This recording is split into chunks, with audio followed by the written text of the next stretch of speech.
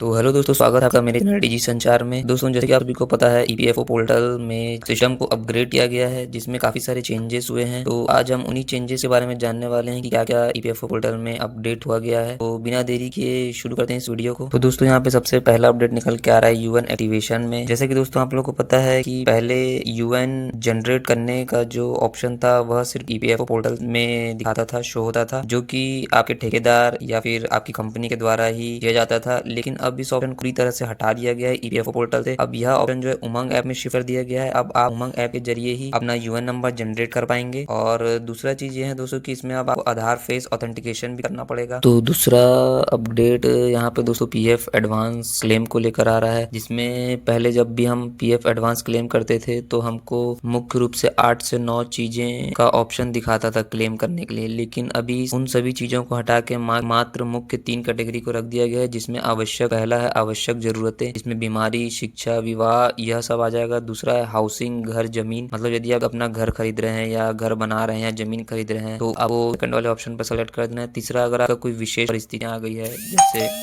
कोई भी इमरजेंसी परिस्थिति आ गई, तो आप तीसरा ऑप्शन को सिलेक्ट कर सकते हैं। दोस्तों, यहाँ पर दोस्तों एडवांस में एक और अपडेट निकल के आया है कि पहले हम कैलकुलेट करते रहते थे कि अमाउंट कितना निकालना है, कितना निकलेगा। लेकिन अब दोस्तों आपको जब भी आप पीएफ एडवांस फॉर्म डालेंगे तो आपको वहीं पर अमाउंट आपका दिखा देगा कि आप कितना पैसा निकाल सकते हैं। ये दोस्तों काफी अच्छा अपडेट कर दिया गया है, जिसमें हम पहले कैलकुलेट करते रह जाते थे कि हमको कितना पैसा मिलेगा। तो अब यहाँ पे दोस्तों आपको साफ सुथरा सामने में लिख कर आ जाएगा कि आप इतना पैसा निकाल सकते हैं। तो दोस्तों आप उसको उतना ही अमाउंट को डाल के आप उतना पूरा पैसा निकाल सकते हैं अपना। तीसरा अपडेट जो है दोस्तों यहाँ पर एम्प्लॉय की सर्विस हिस्ट्री को लेकर सामने आया है। यहाँ पे आप जो भी आपके यूएन में पुराने और नई मेंबर आईडी हैं को आप एक ही जगह पर देख पाएंगे दोस्तों। उसके बाद यदि आपके यूएन नंबर में कोई गलत मेंबर आईडी जुड़ गई है तो आप उसको आसानी से डीलिंक मेंबर आईडी करके आसानी से आप उसको हटा सकते हैं दोस्तों। और उसके बाद जो आपका ज्वाइनिंग डेट, एग्जिट डेट और ट्रांसफर स्टेटस और जो भी आपका पेंडिंग ट्रांसफर है, इसकी पूरी जानकारी आप दोस्तों एक ही पेज पर देख पाएंगे अब से। चौथा अपडेट दोस्तों यहाँ पर स्कीम सर्टिफिकेट सरेंडर को लेकर आ रहा है, जिसमें पेंशन धारकों के लिए बहुत बड़ी राहत मिल चुकी है दोस्तों। जिसमें ऑनलाइन सर्विसेज टैब के अंदर आप स्कीम सर्टिफिकेट सरेंडर का नया ऑप्शन दिख जाएगा दोस्तों। में जिन सदस्यों के पास फॉर्म 10C के तहत पुराना स्कीम सर्टिफिकेट है, वे अपनी पिछली पेंशन सर्विस को मौजूदा नौकरी के साथ जोड़ने के लिए अब इसे सीधे ऑनलाइन सरेंडर कर सकेंगे दोस्तों। तो पांचवा अपडेट दोस्तों यहाँ पे ज्वाइंट डिक्लेरेशन फॉर्म को लेकर सामने आया है, जिसमें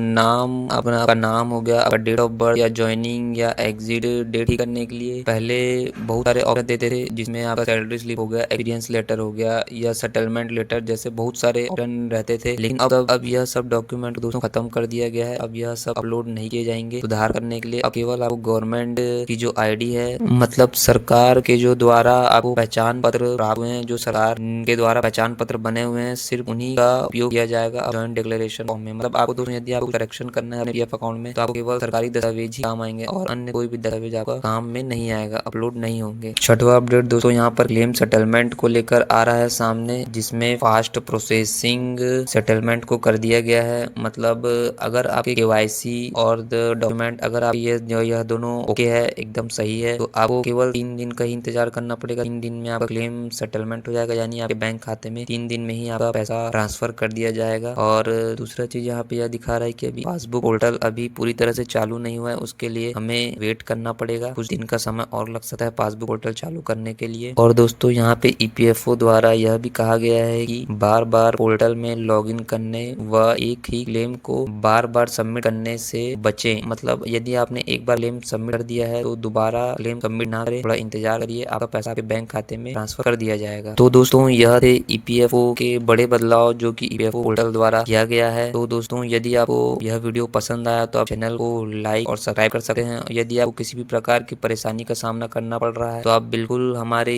इस वीडियो के कमेंट सेक्शन में जाकर हमसे पूछ सकते हैं, हम आपको रिप्लाई जरूर करेंगे। धन्यवाद।